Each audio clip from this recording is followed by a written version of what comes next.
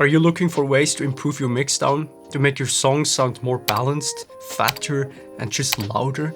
Well, then you're at the right place here, because in today's video, I will share with you what I've learned from mixing and producing music for over 10 years. Now, 3 important things at the start. First, get a good pair of headphones, or even better, a good pair of speakers that you know and that you can trust. The better you know your system, the better will be the decisions that you will make. Second, get a good spectrum analyzer and just always keep it running on a second monitor if you can. I, for example, always have DigiCheck running, which is connected to my RME interface. Third, start working with reference tracks. It really helps to start working with other songs to compare your mix to, especially in the mixdown process. Now, to dive into more practical advice on mixdown, I want to share the most valuable techniques within 5 different topics with you. Equalizers, compression and limiting, saturation and clipping, stereo width, and reverb. Now, before you apply any of these techniques, always listen closely and only then decide which method is actually necessary. Working with equalizers remains one of the most important tactics for shaping your instruments. So here are a few key techniques that you can use in your mixdown. So I like to work with the Pro Q3 for my equalizer by FabFilter, and I absolutely love this plugin. And I have this arpeggio playing right here.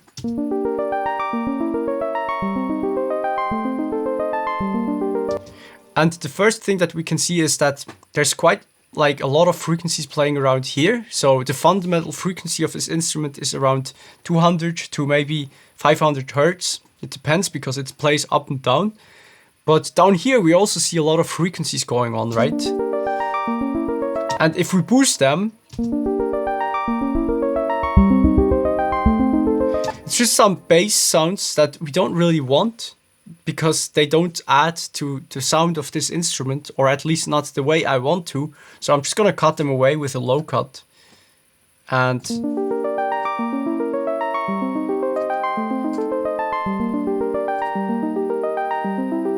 yeah, it just sounds much cleaner already and much more defined. Now, the next technique that I want to share with you is called notching. And it is basically the technique where you will take out some unwanted resonances and some ringing sounds. And for that I chose a ride, because a ride is very metallic, and if we play it, we can already see these peaks right here, and these are basically the resonances that you can hear ringing. Now, if we don't see it, if you don't have an analyzer, you can also sweep through the spectrum like this. And if you go past these resonances, you will hear them pop out very quickly.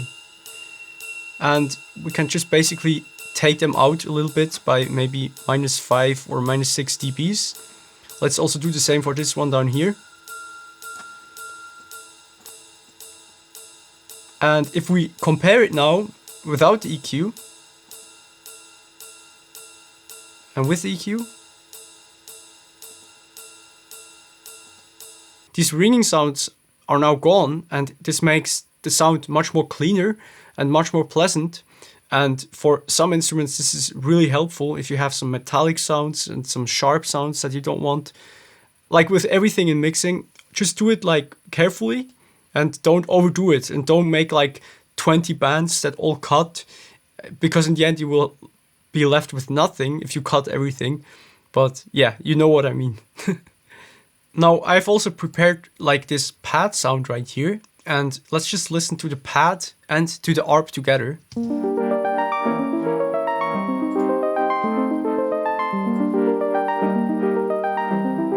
And what you can hear is that they both share a kind of similar frequency spectrum.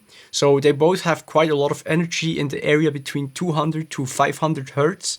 And that's actually an area which is often associated with muddy sounds. And if you have multiple instruments playing this region, it will just accumulate. So it's probably not a bad idea to just cut out some of these frequencies on one of these instruments to feature the other instrument a little bit more. So I'm gonna actually do that on my ARP, because the ARP plays a little bit more higher frequencies and I want to feature them a little bit more. So I'm just gonna also cut some of these frequencies around here.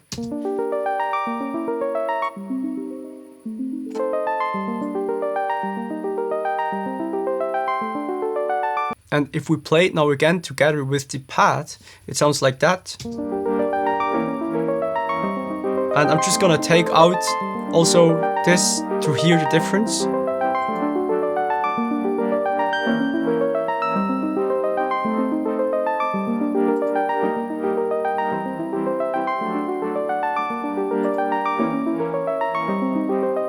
So as you can hear now, both of these instruments sit now much better in the mix, and they just fit together much better, and they don't fight for the space there.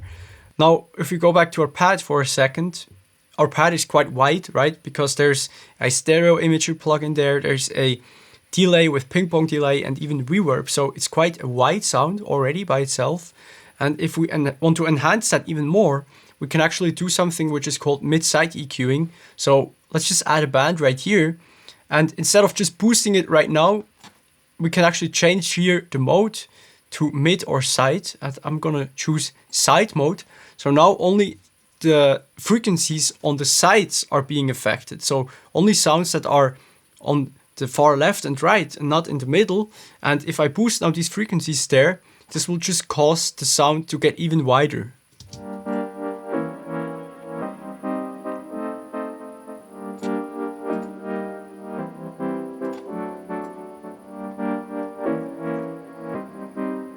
And the same you can actually also do for lower frequencies. So if you don't want too much wide information on your lower or mid frequencies, you can also just cut some of that away.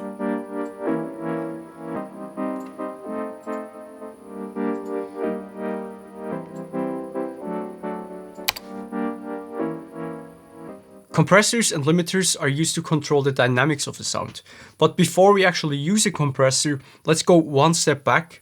And that is actually to adjust the volume by hand with these faders right here. So use these faders on your mixdown, they are super important. Now a compressor is actually doing nothing else but very fast and controlled volume changes. So if you wouldn't have a compressor, you could also do very fast changes right here and do this as an automation on the channel, and this would be exactly the same as a compressor. So if you, for example, have an instrument that all of a sudden gets very loud, the compressor is used to keep this instrument in control and to keep it at the range where you set it at.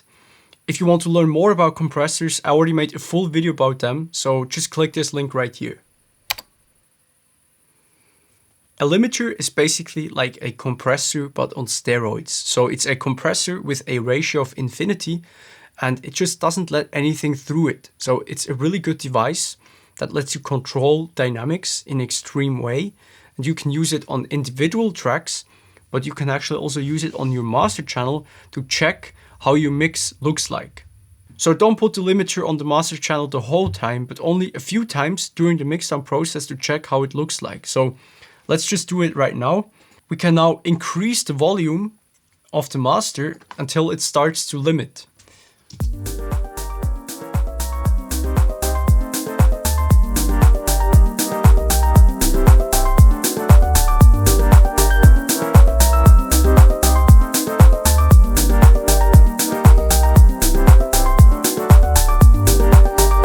Now, if we do that, we can clearly see which elements are causing the limiter to duck down and where you might have to work a little bit more in the mixdown.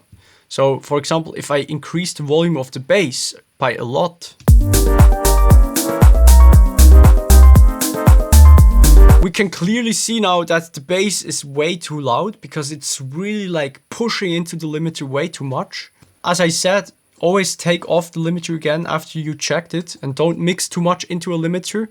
At some point you might do this if the mixdown is almost finished, but at the beginning just make sure that it also sounds good without the limiter and that it's just like a balanced mix that sounds good without being limited. So with saturation we're basically adding overtones to a signal, which makes it sound richer. This can be used to add character to a sound, but also helps a sound to cut through in the mix because we're adding these higher frequencies without actually boosting it on an equalizer. So it's a much more natural way. So saturation is actually an artifact from older days when they invented these tape machines and these amps with tubes and with transistors. And people found out that if you drive a signal hot into these devices, so if you really cranked up the gain, these devices would add some like very rich and very pleasant overtones to the signal. And these same three modes, so the tape, the tube, and the transistor, they can also be found in today's emulations, so in these plugins that you can buy. So for example, here in the FabFilter Saturn, we can change the mode right here, and we can see there is tube, tape, and amp. Now, the difference between these three modes is basically, with the tape mode, you have like a little bit more a vintage sound, because this mode cuts away some of the higher frequencies and it just makes the sound a little bit more warmer. The tube is also very warm, but a little bit more mellow, and it just keeps these high frequencies a little bit more compared to the tape. And in the end, we have the transistors or the amp modes, and these are a little bit more harsh. And with that, you can also generate some really heavy saturation that goes more into the direction of distortion. Now, the FabFilter Saturn is actually also really great for this case, because you can add these multiple bands and you can turn off the lower frequency band and only add saturation in the higher frequencies. And this way you can really precisely say where you want to add saturation and where you don't want to affect the signal. So to quickly demonstrate what saturation actually does to a signal, let me just show you this quickly with a sine wave. So right here we have this sine wave. It looks very smooth, right? It's a normal sine wave. And if we play it and we look at it on a spectrum analyzer, we can see there's only one frequency playing pretty much. Now, if you add saturation to that, what will happen is that all these overtones are now being added. And if we print this now to a new track and look at the sine wave again, we can see it's much more square-like. So if you increase the saturation mode, this will just go even further, right? So let's just really crank it up. So that's now a lot of saturation. And if you look at this waveform now, it pretty much looks like a square wave. And yeah, it really starts to look quite different. Now, clipping, on the other hand, is much more extreme than saturation. So this basically just shaves off the top of a waveform. So if we do that again on this sine wave, let's just add a clipper to this. So this is called Flatline, this plugin, Flatline 2. And if we now just clip this signal a little bit,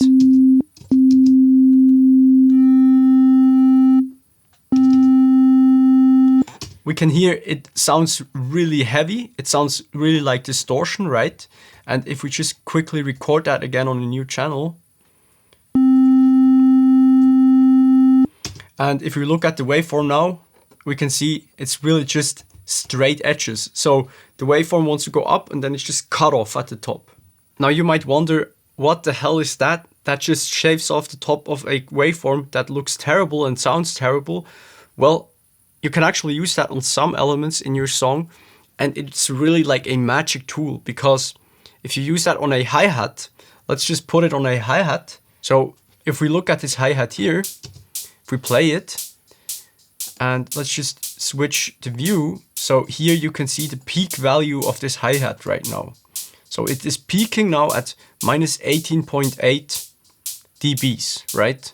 So that's the peak value, so the loudest point of this hi-hat. Now let's add a clipper to this hi-hat. And let's slowly start to introduce the clipping.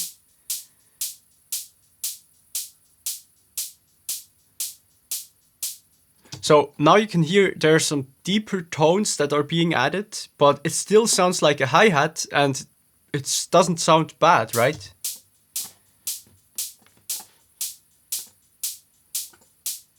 So now it sounds almost like a little bit like saturation. It's just like some deeper tones that are being added, and it just makes the hi-hat also sound a little bit more fuller. And right now we're clipping it by minus 7 dBs. So if you go back again now to the peak value right here, it is now peaking at minus 25.6 dBs. So that means we gained now 7 dBs of headroom. The hi-hat appears to be exactly the same volume, right? For our ear, it didn't change.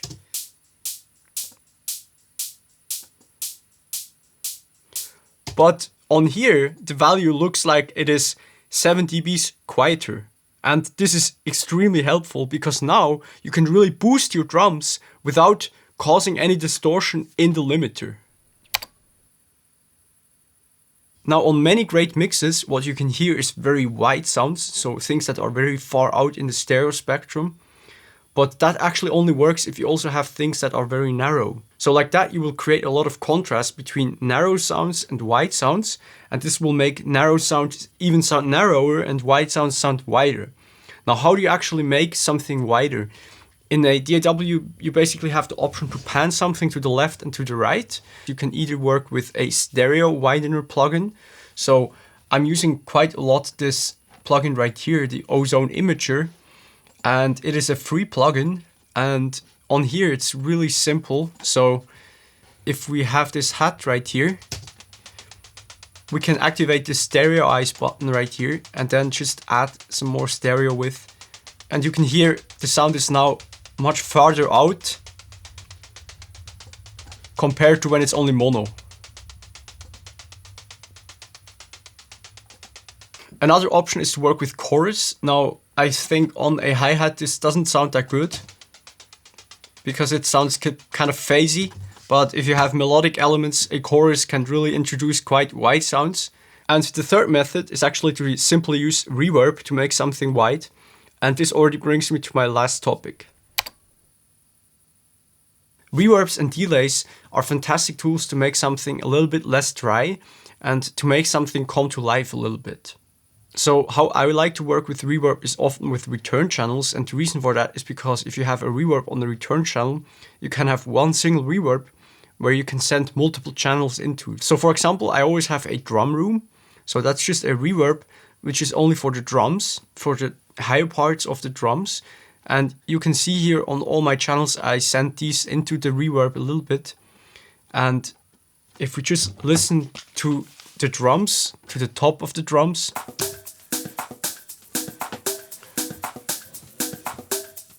and we turn off the reverb,